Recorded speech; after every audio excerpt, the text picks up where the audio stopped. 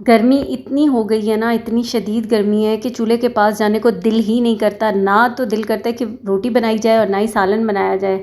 अच्छा, और घर वाले भी अभी इस सिचुएशन में ऐसा है कि उनको भी होता है कि कुछ भी दे दें खाने को।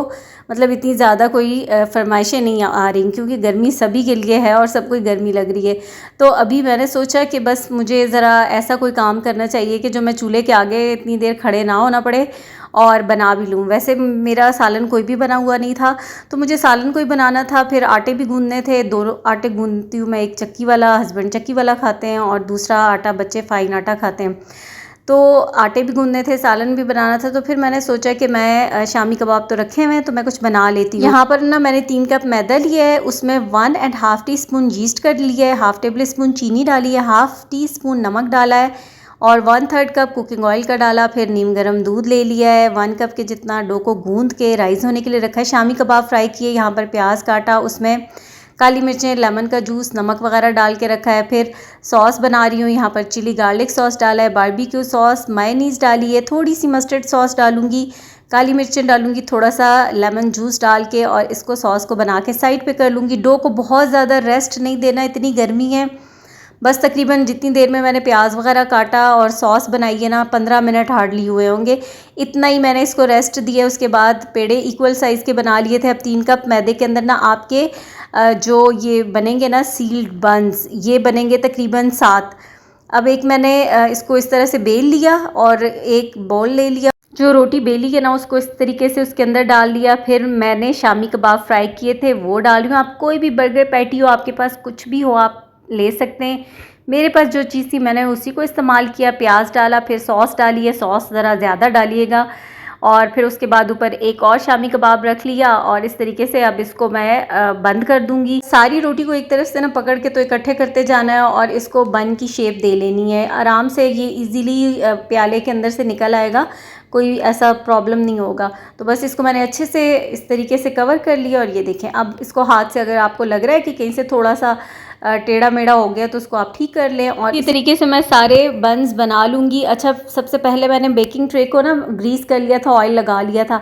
अब ये सारे बन्स मैंने रख दिए हैं और इसके ऊपर दूध लगाया है, तेल लगाए हैं। ओवन में इसको बेक करने के लिए रखा है, अपर लोअर दोनों रॉड के साथ, और तकरीबन 30 से 35 मिनट लगेंगे। 215 डिग्री या 220 डिग्री टेम्परेचर रखें और 30 मिनट में ज़बरदस्त से बन्स तैयार हो जाएंगे। अब मैंने इनको निकाल के गरम गरम के ऊपर मेल्टेड बटर हो, घी हो, कुछ भी हो आप लगा दें। अच्छा, ये बहुत गर्म है लेकिन मेरी कोशिश थी कि मैं आपको एक कट करके दिखा दूं और इतनी ज़बरदस्त सॉफ्ट डो के साथ ये बन्स तैयार हुए हैं। खाने में जो मज़ा आया, गर्मा गर्म, इतने मज़ेदार, ज़रूर ट्राई कीजिए। बिस्मिल्लाहिर्रहमानिर्रहीम। अस्सलाम वालेकुम। क्या हाल है आप सबका? उम्मीद करती हूँ कि सब ठीक ठाक होंगे, खैरियत से होंगे और अल्लाह ताला सबको खैरियत से रखे, खुश रखे, आबाद रखे। अच्छा, आज का जो व्लॉग है ना, इसमें मेरी आपको फुल वीक की कुकिंग रूटीन नज़र आएगी। बहुत सारी रेसिपीज़ हैं जो कि व्लॉग में मैंने आपके साथ शेयर नहीं की, तो मैंने सोचा कि आज वो भी आपके साथ शेयर कर लेती हूँ। और यहाँ पर इस वक्त बन रहा है लंच और मैं बना रही हूँ बीफ यखनी पुलाव भी, और साथ साथ कुछ बीफ बॉयल ही मैंने निकाल के तो खड़े मसालों के साथ ऐसे भून लिया था। थोड़ी सी शिमला मिर्च भी डाल ली थी कि अगर किसी ने चावल नहीं खाने तो फिर वो ये रोटी के साथ खा लेगा। तो इसलिए यहाँ पर कुकिंग चल रही है। इसको मैंने प्रॉपर से रिकॉर्ड नहीं किया, बस ये ऐसी ही रेसिपी है जुगाड़ू सी, तो रिकॉर्ड करने की ज़रूरत ही नहीं थी। अच्छा, इतने में मैंने ऑर्डर की हुई थी अपनी रिंग लाइट। ये बॉक्स लाइट है, रिंग लाइट तो मेरी पिछली वाली ख़राब हो गई थी, तो ये लाइट ऑर्डर की थी अभी। बस जैसे ही आई है तो बच्चे इसकी अनबॉक्सिंग कर रहे थे, तो मैंने कहा कि हाँ ठीक है, इसको खोलो और मुझे सेट करके दे दो। तो ये काम फिर बच्चे बड़े अच्छे से कर लेते हैं और वह हमेशा से वही करते हैं। तो अभी मरियम खोल रही थी इसको, फिर सेट करके तो फिर मुझे दे देंगे। गर्मी आजकल बहुत ज़्यादा है। आपको जब कोई चीज़ होती है ना, किसी चीज़ की शिद्दत होती है, चाहे वो गर्मी हो या सर्दी हो, तो फिर हमारी बातों में, हमारे लहजों में, रवैयों में वही चीज़ आती है और बार बार उसी चीज़ का जिक्र भी होता है कि अब गर्मी बहुत हो रही है। तो वाकई में गर्मी बहुत ज़्यादा हो गई है और बस अल्लाह ताला बारिश कर दें तो थोड़ा सा ये है कि फिर सुकून आ जाता है। लेकिन फ़िलहाल तो गर्मी की शिद्दत इतनी ज़्यादा है, उसके बावजूद काम भी सारे करने ही होते हैं। व्लॉग बनाना मुझे बहुत मुश्किल लग रहा है आजकल गर्मी की वजह से, लेकिन मैंने सोचा कि अभी काफ़ी दिन हो गए हैं तो आप लोगों के साथ व्लॉग शेयर करूँ। जो लोग इंतज़ार कर रहे होते हैं और कहते हैं कि रोज़ व्लॉग अपलोड करूँ रोज़, तो मेरे लिए पॉसिबल ही नहीं हो रहा। तो आज मैंने सोचा कि मैं इसको एडिट कर लेती हूँ और आप लोगों के साथ शेयर करती हूँ। ये होममेड चिकन चंक्स अगर घर में बने हुए हों तो ज़िंदगी इतनी आसान हो जाती है ना। अगर आपने बच्चों के लिए पिज़्ज़ा बनाना है, कोई रैप्स बनाने हैं, चिकन सैंडविचेस बनाने हैं, कुछ भी बनाना है तो उसमें ये चिकन चंक्स बहुत काम आते हैं। इवन कि कभी दिल ना चाहे तो मेरे पास ये चंक्स पड़े होते हैं, पास्ता में भी इस्तेमाल कर लेती हूँ, मैक्रोनी वगैरह में भी, तो बहुत आसानी होती है। अच्छा, बोनलेस चिकन है 1.25 किलो और इतने क्यूब्स में एक जो इसका स्टैंडर्ड साइज़ है उसमें मैं काट लेती हूँ। लेमन जूस डाला है 1 टेबल स्पून, फिर half tablespoon garam masala powder, half tablespoon लाल मिर्च का पाउडर है, half tablespoon chaat masala है, 1 टीस्पून गार्लिक पाउडर है, half teaspoon ginger powder, 1 teaspoon काली मिर्च का पाउडर और 2 टेबल स्पून इसमें मैंने कुकिंग ऑयल का भी डाला है, 1 tablespoon soya sauce, 1 tablespoon chilli sauce डाला है और इसको अच्छे से मिक्स कर लूँगी। और बस फिर उसके बाद इसको कुक करना है। इसमें और मज़ीद ऑयल डालने की ज़रूरत नहीं है। अगर आपको ये मसाले मुश्किल लग रहे हैं तो आप बस चिकन टिक्का मसाला ले लें सिंपली और वो भी डाल के उसके साथ भी मैरिनेट कर सकते हैं और बस इसको सिंपल कुक कर लेना। मैंने यहाँ पर ऑप्शनल है, इसमें 1 से 2 फूड कलर के ड्रॉप डाल दिए हैं। लिक्विड फूड कलर है रेड, वो मैंने सिर्फ ऐसे ही कि थोड़ा सा इसका कलर जो है ना अच्छा खूबसूरत सा ऐसे मुझे चाहिए कि कभी किसी टॉपिंग में ना जैसे पिज़्ज़ा की टॉपिंग में इस्तेमाल करना हो या तो बोटियों का कलर अच्छा करने के लिए, वरना कोई ज़रूरत नहीं है। कश्मीरी लाल मिर्च भी डाल सकते हैं आप इसकी जगह और ऑप्शनल है, नहीं डालना चाहते तो भी ना डालें। अच्छा, इसको मैं अच्छे से हाथ से मिक्स कर लूँगी क्योंकि चम्मच से पहले करने की कोशिश की थी, लेकिन ये कि अच्छे से बोटियों पे सारी मैरिनेशन लग जाए। उसके बाद इसको मैरिनेट करके रखना चाहें तो आधे घंटे के लिए रख लें और फिर कुक कर लें। और बस मैं अभी इसको कुक करके रखूँगी क्योंकि अभी मुझे और भी बहुत सारे काम थे, तो बस मैंने बहुत ज़्यादा मैरिनेट करके इसको रखा नहीं था। पैन में ऑयल नहीं डाला क्योंकि ऑयल इसकी मैरिनेशन में साथ ही डाल दिया था और खुले बर्तन में इस तरीके से मैं इसको पकाती हूँ कि पानी इसका ड्राई हो जाए। चिकन अपने पानी में अच्छे से गल जाएगा क्योंकि बोटियों का साइज़ छोटा है तो ढांपे बगैर भी ये गल जाएगा और इस तरीके से बड़ा ज़बरदस्त सा फ्लेवर आता है। आप इसको कोयले का स्मोक भी दे सकते हैं और ज़्यादा उसके फ्लेवर को इन्हेंस करने के लिए। बस यहाँ पर ये चिकन टिक्का चंक्स ठंडे हो गए हैं तो अब मैं इनको एक बॉक्स में डाल के रख दूँगी। और फिर जब बच्चों की कोई बेवक्त की फरमाइश होती है ना, सैंडविचेस बनाने हो या पिज़्ज़ा बनाना हो, तो फिर मुझे बहुत आसानी होती है इस चिकन टिक्का चंक्स के साथ। ये चेक करें कितने खूबसूरत काले बादल, बारिश, मौसम इतना हसीन हो गया, ठंडा, इतनी ज़बरदस्त हवा चल रही है और सही हम 3-4 दिन ऐसे लग रहा था जैसे तंदूर में है। और आज अल्लाह ताला ने अपनी रहमत बरसाई है और अब ठंडी हवाएं चलाई हैं तो एकदम से मज़ा आ गया है। अल्हम्दुलिल्लाह ज़बरदस्त हो गया मौसम। इस वक्त 7 बज रहे हैं और अभी जो है आसमान देखें कैसा रेड, वो कहीं पीछे सूरज भी है ना अभी, तो आसमान लाल हो गया है। हवा ठंडी, इतनी सही यह ठंडी हवा चल रही है। लाइट का कुछ आसमान का कलर लाल हो गया है, लाल, क्योंकि अभी सूरज है ना बादलों में। ओह फल्ला, इतनी बिजली, मुझे ऐसी बिजली से बहुत डर लगता है। ये वाली मैं बनाती हूँ। कल की बारिश से मौसम थोड़ी देर के लिए तो बहुत ही शानदार अच्छा हो गया था। ठंडी हवाएं चल रही थी, बारिश हो रही थी और मैं किचन में आ गई थी बेकिंग करने के लिए। मैंने 1 kg बोनलेस चिकन लिया, उसमें मसाले डाल रही हूँ। लहसुन का पाउडर डाला है तकरीबन 1 टीस्पून और अदरक का powder half tea spoon, half tablespoon garam masala powder है, हाफ़ टेबल स्पून चाट मसाला पाउडर है और 1 टीस्पून लाल मिर्च का पाउडर, 1 टीस्पून ही काली मिर्च का पाउडर डाला है। 1 टेबल स्पून सफ़ेद सिरका है, फिर 1 tablespoon soya sauce, 1 tablespoon chilli sauce डाल के चिकन को मिक्स कर लिया। 2 टेबल स्पून कुकिंग ऑयल के भी डाले और पैन में इसको इस तरह से पका लिया खोल के कि चिकन गल जाए। उसके बाद डो तैयार कर रही हूँ। स्टार्ट में आपको पता चल गया मैं बना के आ रही हूँ। क्राउन क्रस्ट पिज़्ज़ा बन रहा है। मैंने यहाँ पर 2 पिज़्ज़ा के हिसाब से 4 कप मैदा लिया था। हाफ़ टेबल स्पून इसमें मैंने शुगर का डाला है, हाफ़ टी स्पून या टेस्ट के अकॉर्डिंग नमक डाला है। डो को गूंद लिया नीम गर्म पानी से। लास्ट में 2 टेबल स्पून कुकिंग ऑयल के लगा के इसको राइज़ होने के लिए रख दिया था। गर्मी बहुत है, बहुत जल्द राइज़ हो जाएगी। जैसे डो राइज़ हुई तो मैंने उसको इक्वली 2 पार्ट में डिवाइड कर लिया था, यानी कि मैं 2 पिज़्ज़ा बना रही हूँ। फिर पिज़्ज़ा ट्रे को ग्रीस किया और बेल के उसमें ट्रे में लगा दिया, फिर फोर्क की मदद से उसको प्रिक कर लिया और वो स्टेप बहुत ज़रूरी है। अच्छा, उसके बाद फिर मैंने चिकन की बोटियाँ इस तरीके से 3-3 करके रखी। यहाँ पिज़्ज़ा सॉस लगाई है और अब इस तरीके से इसकी जो साइड्स है ना उस मैं डो को थोड़ा सा बाहर की तरफ खींच के और फिर इसको इस तरह से क्रस्ट सा बना लेना है। सॉरी। अच्छा, दरमियान में भी चिकन की फिलिंग डाल दी। फिर कटी हुई प्याज, थोड़ी सी शिमला मिर्च के चंक्स और एक टमाटर उसका पल्प निकाल के वो मैंने डाल दिया। अच्छा, अगर आपके पास रेड बेल पेपर हो तो वो डालें।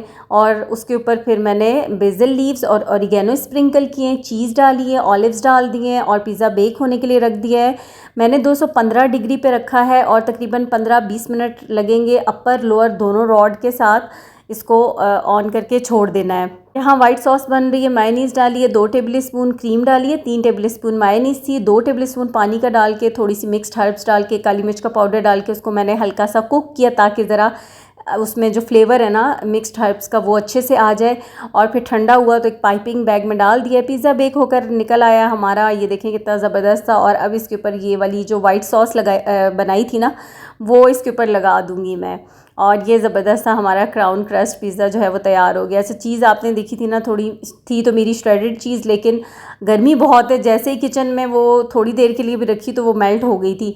और इस दफ़ा ये पीसीसी से कोई नई चीज़ मैंने ट्राई की थी जो कि मुझे नहीं लगा कि कोई इतनी बेस्ट है, इसलिए आप लोगों को बिल्कुल नहीं बताऊँगी।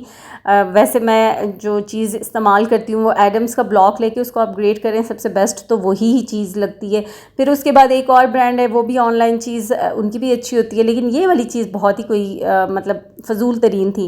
पिज़्ज़ा हमारा फिर भी बहुत ज़बरदस्त बना है अल्हम्दुलिल्लाह, बहुत बेहतरीन किस्म का क्राउन क्रस्ट पिज़्ज़ा तैयार हो गया है। आप लोग बताइएगा कि कैसा बना है। मरियम, मेरे जूतों का ध्यान रखना, ख़राब ना करना।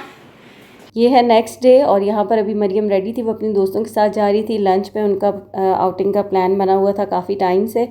तो आज जो है बस वो भी जा ही रही थी, तो मैंने कहा अपना ड्रेस दिखाओ, ज़रा मैं क्लिप रिकॉर्ड कर लूँ।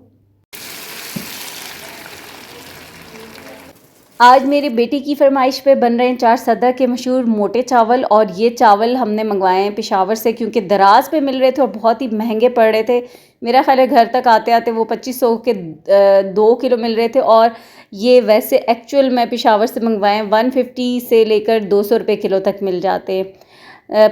मैंने 1 गिलास चावल लिए, उनको भिगो के रख दिए। और यहाँ पर मूंग की साबुत दाल जाती है, इसमें मेरे पास छिलके वाली थी तो मैंने वही ले ली है। जैसे मैंने 1 kg राइस लिए हैं और जिस ग्लास से मैंने मेजरमेंट की थी ना उस ग्लास से 1 गिलास मैंने दाल का डाल दिया है, इनको भिगो के रख दिया। फिर 2 अदद प्याज लिए मीडियम साइज़ के, लाइट ब्राउन कर लिया इनको। ऑयल में लहसुन अदरक डाला है मैंने तकरीबन 3 टेबल स्पून, और साबुत काली मिर्चें और सफ़ेद ज़ीरा डाला है। काली मिर्चें तो मुझे पसंद है इसलिए ऑप्शनल है, वो मैंने डाली हैं। अच्छा, यहाँ पर जो गोश्त है ना बोनलेस लेना है, हड्डी के बगैर वाला गोश्त। तकरीबन मेरे पास 1.25 किलो के जितना था। अब इसमें मैंने टमाटर डाल दिए, फ्रोज़न टमाटर थे इसलिए पीस के डाल दिए 7 से 8 अदद। फिर इसमें ये मसालों में ज़ीरा पाउडर है, धनिया पाउडर, गरम मसाला पाउडर, नमक और लाल मिर्च। और उसके बाद फिर मैंने इसको गोश्त को गलाने के लिए पानी डाला। गोश्त गल चुका है, यहाँ पर अब बोटियाँ मैं निकाल रही हूँ क्योंकि इनको मैं श्रेड कर लूँगी, जैसे रेशे रेशे से होते हैं ना ये जो 4 सदा वाले चावल होते हैं उनमें, तो उस तरीके से जैसे हलीम के रेशे होते हैं मुझे लगता है सेम वैसे ही होगा। अच्छा, फिर उसमें से बोटियाँ निकाल के तो मैंने मूंग की दाल डाल दी थी, वो थोड़ा सा गल गई तो बड़े पतीले में शिफ्ट किया क्योंकि कुकर छोटा था, साथ ही चावल मैं डाल के नहीं डाल सकती थी।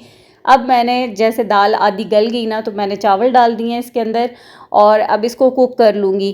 अच्छा, ये स्टिकी राइस होते हैं, चिपकते हैं, तो बस सही अच्छे से कुक होंगे तो फिर लास्ट में मैं इनको ना थोड़ा सा दम पे छोड़ूंगी, 15 से 20 मिनट दम पे रखूंगी। उसके बाद इसका तड़का तैयार करते हैं। देसी घी का तड़का लगेगा और इसमें मैंने देसी घी में प्याज डाल दिया है। चावलों को दम आ चुका है, अब मैंने इनको चूल्हे से उतार लिया और इसके ऊपर ही मैं पूरा तड़का लगाऊंगी ताकि सब में जो घी और प्याज है ना इसकी खुशबू और सारा ये मिक्सचर अच्छे से मिक्स हो जाए। और यहाँ पर ये देसी घी का तड़का लग गया। अब इसको अच्छे से मिक्स कर लेंगे और तकरीबन ये 1 कप होगा, ये 1 कप से ज़्यादा होगा देसी घी, क्योंकि मैंने स्टार्ट में जो ऑयल था ना वो बहुत कम डाला था। और ये स्टिकी राइस, बीच में दाल भी है, तो फिर अगर घी या ऑयल नहीं होगा ना तो ये बड़े रूखे रूखे से होंगे। मैंने तो स्टार्ट में बहुत कम ऑयल डाला था, इसलिए अभी फिर मैंने एंड के लिए रखा था कि मैं इसको ऊपर से जो तड़का लगाऊंगी ना वो ज़्यादा घी का लगाऊंगी। इसके साथ इस तरह का सैलेड सर्व किया जाता है और साथ रायता भी सर्व किया जाता है, दही भी, लेकिन हमारे यहाँ कोई इतना ख़ास पसंद नहीं करता रायते को राइस के साथ, तो मैंने सिर्फ सिंपल सैलेड बनाया है।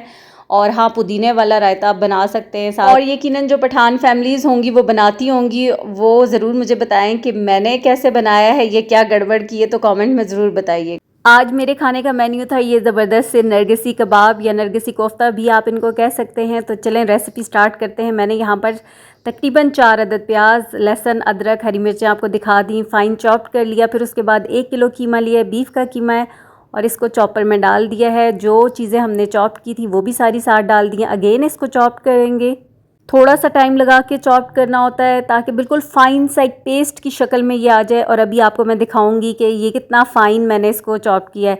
ये रीज़न होता है कि आपके कोफ्ते कबाब कभी भी नहीं टूटेंगे। बहुत अच्छा सा आपने इसको अच्छा फ़ाइन चॉप करना है। और दूसरी बात ये कि बीच में चर्बी का कंटेंट नहीं होना चाहिए, या बिल्कुल कम 5 से 10% होना चाहिए। 6 टेबल स्पून आटा, कोई सा भी गंदम का आटा, मैदा, जो भी डालना चाहें डाल लें। फिर इसके अंदर मैंने मसाले डालें, गरम मसाला, धनिया पाउडर, ज़ीरा पाउडर, नमक डाला है, लाल मिर्च पाउडर, काली मिर्च का पाउडर डाल के सारे मसालों को मिक्स किया। 2 अदद अंडे डाल दिए। अच्छा, यहाँ पर फिर मैंने अंडे बॉईल किए थे, और आपने एक स्टेप को गौर से फॉलो करना है कि मैंने ना अंडों को मैदे में या किसी भी आटे के अंदर अच्छी तरह से कोट किया है, और फिर ये मटेरियल लेकर इस तरीके से हाथ पर फैलाकर अंडे इसके अंदर रख दिए। ये जो स्टेप मैंने आपको बताया ना, जो ड्राई आटे के अंदर अंडे को अच्छी तरह से कोट करना है, उससे क्या होगा कि जब आप लास्ट में जब इनको कबाबों को फ्राई करेंगे और कट करेंगे तो आपके अंडे बिल्कुल उसके साथ स्मूथ होंगे, चिपके हुए होंगे, बाहर नहीं आएंगे। तो यहाँ पर मैंने सारे बना लिए हैं, और अब मैंने कढ़ाई में ऑयल गरम करने के लिए रखा। डीप फ्राई करना है। आपने पहले ही डालते साथ उसको कुछ भी नहीं करना, तकरीबन 1.5 मिनट तक आपने उसकी साइड को बिल्कुल भी नहीं छेड़ना, और मीडियम से मीडियम लो फ्लेम पे फ्राई करने। ऐसे नहीं कि अंदर से कच्चे रह जाए, ऊपर से ब्राउन होकर निकल आए। आपने इनको जैसे ऑयल गर्म होगा फिर उसके बाद थोड़ा सा आपने आंच को स्लो कर देना है और अच्छे से फ्राई करने। बार बार चम्मच नहीं चलाना।